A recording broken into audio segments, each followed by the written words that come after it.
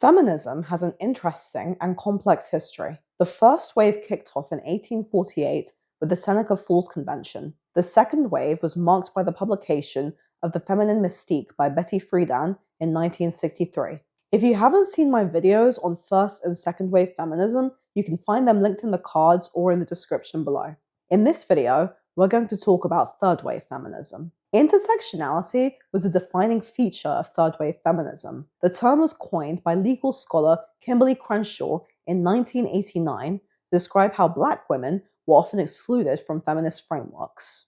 Up until that point, feminism had largely centered on the experiences of white upper-middle-class women. Crenshaw's argument was that oppression should be analyzed as overlapping systems such as race, gender, and class, rather than as isolated categories. Over time, intersectionality expanded far beyond its original legal context and became a dominant ideological framework. This resembles neo-Marxist thinking, dividing society into oppressors and victims based on identity. I explore this in my dystopian novel Tic-Tac-Toe, which challenges intersectionality as a worldview that often frames heterosexual white men as uniquely responsible for societal problems while downplaying wrongdoing or power dynamics in other groups. Writer and activist Bell Hooks was also a strong advocate of intersectional feminism. She argued that feminism needed to dismantle what she described as white, imperialist, male-dominated capitalist patriarchy. Despite the rise of intersectionality, many critics argue that feminism still fails to meaningfully address the experiences of Black women. African-American activist Shirazad Ali argued that feminism had a destructive effect on the Black American family and that it functioned primarily as a white women's movement. Intersectionality also ignores Black men as a disadvantaged group. Historically, white women in the United States held immense social power over Black men, including the ability to make accusations that often led to severe or fatal consequences regardless of evidence. One such case was Emmett Till, who was brutally tortured and lynched after being accused of raping a white woman. Decades later, the woman admitted that she had lied about him doing this. This dynamic has been explored in literature such as Native Son and To Kill a Mockingbird.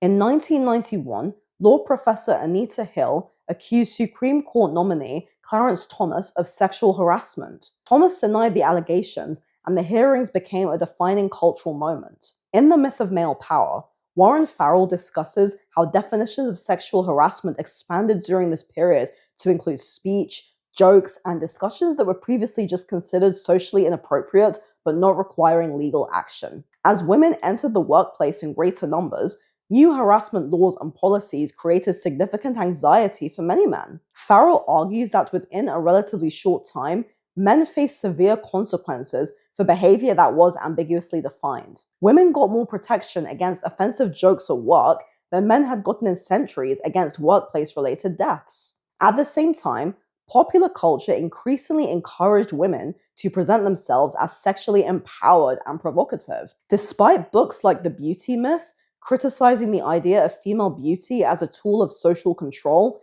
mass media saw more sexualized depictions of women. This became more prominent with the rise of girl power feminism or lipstick feminism. This entailed embracing femininity, sexuality, and glamour, reframing these as empowerment. It also involved reclaiming derogatory language and promoting the idea that sexual expression itself was feminist resistance. This ironically created a contradiction. Women protested against being sexually objectified while simultaneously promoting sexual availability. The Riot Girl movement emerged in the early 1990s as an underground feminist punk subculture. It encouraged girls to create music, zines, and alternative communities outside the mainstream. Soon after, girl power became commercialized. The Spice Girls turned it into a global brand, which, ironically, paired feminist messaging with capitalism. Femininity, sexual confidence, and being a girl's girl became marketable ideas. For an ideology that often criticizes capitalism, feminism proved extremely effective at selling itself. This era gave rise to highly successful girl groups like Destiny's Child, Sugar Babes, and Girls Aloud, with friendship and female solidarity as major selling points. I was born in 1997 and grew up watching female-centered shows like Totally Spies, The Powerpuff Girls, and H2O. These shows heavily promoted girl power and female unity. My real-life experience with other girls did not reflect this at all. I was bullied as a child, and as a teenager, female friendships were often cliquey, competitive, and unstable. Feminism sold a fantasy of female camaraderie that rarely translates into reality. In practice, maintaining close friendships with other women can be difficult. Films that portray more realistic dynamics among girls include The Clique, Mean Girls, and Heathers. In H2O, for example, the female leads are frequently dismissive or cruel towards Lewis, the main male character, despite his loyalty and help. This behavior is often played for laughs. I loved the show, but even as a teenager, it made me uncomfortable because I recognized those dynamics from real life. This period also popularized the smart wife, dumb husband trope, seen repeatedly in shows like The Simpsons, Family Guy, Daria, and later, Rick and Morty. It's framed as comedy, but the underlying message is clear. If the genders were reversed, it would be called misogynistic.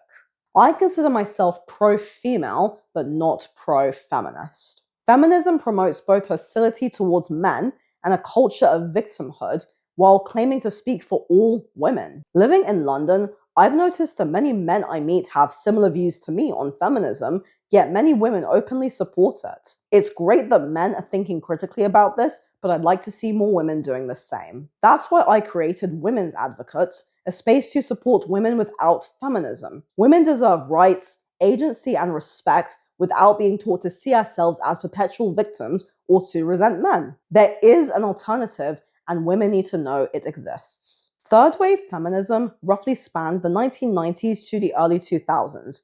It marked a turning point from a movement that exclusively focused on white, upper-middle class women to one that became focused on identity politics and encompassed gender, race, and sexuality. It also led to more problems for men, such as false allegations, rising divorce rates, and a big shift in the dynamics between the sexes. The rise of intersectionality led to a feminism that now is set on destroying what it means to be male or female.